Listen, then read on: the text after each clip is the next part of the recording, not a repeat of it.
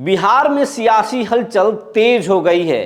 BJP के बड़े नेता प्रदेश अध्यक्ष दिल्ली तलब कर लिए गए हैं और बीजेपी के जितने बड़े नेता हैं वो सब दिल्ली में फिलहाल हैं और बीजेपी एक बड़ी बैठक कर रही है और उसके बाद से बिहार में सियासी हलचल तेज हो गई है। इधर कहा जा रहा है कि नीतीश के विधायक आरजेडी के संपर्क में हैं और आरजेडी के नेता लगातार नीतीश के संपर्क में हैं। विधायकों का फोन घनघनाने लगा है। सियासी हलचल तेज हो गई है। क्या बिहार में खेल होने वाला है? क्या सरकार का चेहरा एक बार फिर बदलने वाला है? जी नमस्कार, मैं हूं विपुल कुमार और आप देख रहे हैं सूर्य बिहार डिजिटल न्यूज़। अब तमाम दर्शकों से निवेदन करना चाहते हैं कि अगर अभी तक आपने सूर्य बिहार चैनल को यूट्यूब पर सब्सक्राइब नहीं किया है तो सब्सक्राइब कर लें। अगर आप हमें फेसबुक पर देखते हैं तो पेज को फॉलो कर लें। अब खबर आपको विस्तार से बताने जा रहे हैं। अमित शाह दिल्ली के एक निजी टीवी चैनल पे एक इंटरव्यू में कहते हैं कि बिहार में हम 2025 के सीएम फेस के बारे में समय पर बात करेंगे कि हमारा चेहरा कौन होगा। फिलहाल आपसे हम ये चर्चा नहीं करेंगे, टीवी चैनल के एंकर को उन्होंने कहा। और इसके बाद से जो है नीतीश कुमार सदमे में चले गए, या कहें तो उनका जो अपना स्टाइल है उस स्टाइल में चले गए। उनके कार्यक्रम रद्द हो गए, उनकी तबीयत खराब हो गई। इसके बाद में बैठक हुई एनडीए के नेताओं के, सभी प्रदेश अध्यक्ष मुख्यमंत्री आवास पर बैठे। ये खबर आपको हम पहले बता चुके हैं। लेकिन आज जो ताज़ा खबर ये है कि जेडीयू के नेताओं के फ़ोन जो है वो आरजेडी के नेताओं के पास जो है जाने लगा और आरजेडी के कई नेताओं के फ़ोन जो है जेडीयू के विधायकों के पास खन बजने लगा, घंटी बजने लगा। और इसकी चर्चा जो है अब पूरे सियासी गलियारों में जंगल की आग की तरह फैल गई और कहा जा रहा है कि बिहार में एक बार फिर खेला हो सकता है, फिर मुख्यमंत्री पलटी मार सकते हैं। लेकिन इस बात में पूरी सच्चाई नहीं है, ये भी लोग कह रहे हैं। ये कहा जा रहा है कि नीतीश कुमार प्रेशर पॉलिटिक्स करने के माहिर हैं। नीतीश कुमार ने सिर्फ एक प्रेशर पॉलिटिक्स खेल दिया है तबीयत के बहाने। नीतीश कुमार अमित शाह को सिर्फ ये इशारा दे दिए हैं कि अगर आपके दिमाग में कुछ चल रहा है तो उस बात को दिमाग से निकाल दीजिए, क्योंकि जब तक हम बिहार में हैं तब तक सिर्फ मेरा चलेगा, चाहे वो आरजेडी हो या बीजेपी, बड़ा भाई मैं ही रहूँगा। चाहे हमारे 40 विधायक हों या फिर 100 विधायक हों, बड़ा भाई हम ही रहेंगे।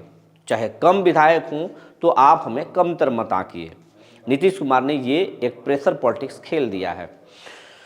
और इसके साथ ही चिराग और मांझी भी डाउन हो चुके हैं, लेकिन सरकार बदलने वाली नहीं है। लेकिन अंदर खाने से जो बातें निकल कर सामने आ रही है, हमारी भी बातें जेडीयू के कई नेताओं से हुई है, आरजेडी के नेताओं से भी सूर्य बिहार की टीम ने बात किया है, तो ये कहा जा रहा है कि हाँ, कुछ विधायकों के फ़ोन इधर से उधर हो रहे हैं और इसकी खबर बीजेपी को लग चुकी है। बीजेपी को खबर लगने के बाद में इसकी जानकारी आला कमान को दी गई है और पार्टी आला कमान ने बिहार के सभी बड़े नेताओं को दिल्ली तलब कर लिया है और दिल्ली में बीजेपी एक बड़ी बैठक कर रही है, गोपनीय बैठक कर रही है।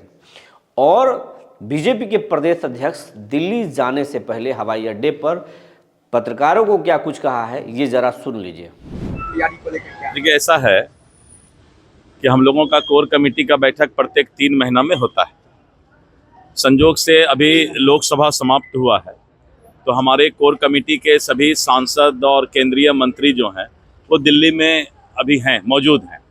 तो हम लोगों ने सोचा कि दिल्ली उपयुक्त रहेगा कि सभी सांसद भी, जो लोग कोर कमेटी के सदस्य हैं, केंद्रीय मंत्री, एक साथ शामिल हो जाएंगे 25 के चुनाव को लेकर। निश्चित रूप से अब तो माहौल ही वही आ गया कि अभी से लेके 2025 के चुनाव तक इन्हीं सब चीजों पर चर्चा होगी। सर, नीतीश कुमार के चेहरे को लेकर ये तो मैंने गई है कल एनडीए के नेताओं के द्वारा। देखिए, ये मुख्यमंत्री नीतीश कुमार जी के ना चेहरा पर बैठक हुआ है, ना ही ये पर। कल तो हम लोग बैठे थे कि कार्यकर्ता सम्मेलन हम लोगों को प्रत्येक जिला में करना है। 15 तारीख से बगहा में शुरू हो रहा है, उसके लिए हम लोग 5 अध्यक्ष प्रदेश के बैठे हम लोग तो छोटे कद वाले लोग हैं, ये सब तो केंद्रीय नेतृत्व की बात है। सर, नीतीश कुमार के तबीयत खराब पर विपक्ष सवाल उठा रहा है, कई तरीके का लग रहा है भगवान ना करे जो सवाल उठाता है उसी का तबीयत खराब हो जाए। सर बीपीएससी के अभ्यर्थी आपसे मिले थे। मैंने बीपीएससी के अभ्यर्थी को कह दिया है कि अगर आप लोगों के मांग में कोई सच्चाई है या कोई ऐसी बात है तो बीपीएससी के चेयरमैन को कानून सम्मत जो है उस पर समीक्षा करना चाहिए। सरकार और आयोग संवेदनशील है और संवेदनशील हो करके अगर उसमें कोई खामियां है तो उस खामियां को दूर करना चाहिए।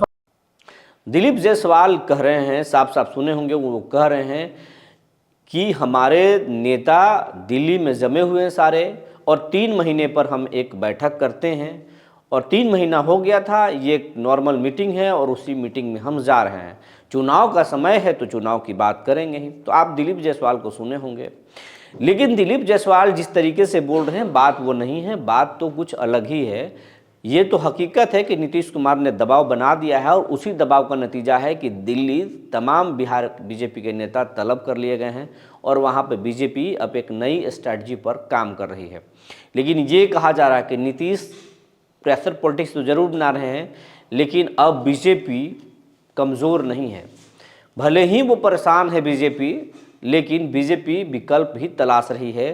बीजेपी अपने बुत्ते भी चुनाव लड़ सकती है। बीजेपी को कमतर आंकना नीतीश को इस बार भारी पड़ सकता है, क्योंकि नीतीश पहले की स्थिति में नहीं है। उनका स्वास्थ्य भी खराब है और पार्टी के कई नेता बीजेपी के संपर्क में भी हैं। अगर बीजेपी से इधर उधर जाने की कोशिश किए नीतीश कुमार तो इस बार पार्टी टूटकर बिखर जाएगा। यही कारण है कि नीतीश की पार्टी में गुटबाजी तेज है। तो बिहार में सब कुछ ठीक नहीं है और विधायकों के फोन घनघनाने लगे हैं और इसकी चर्चा खूब हो रही है।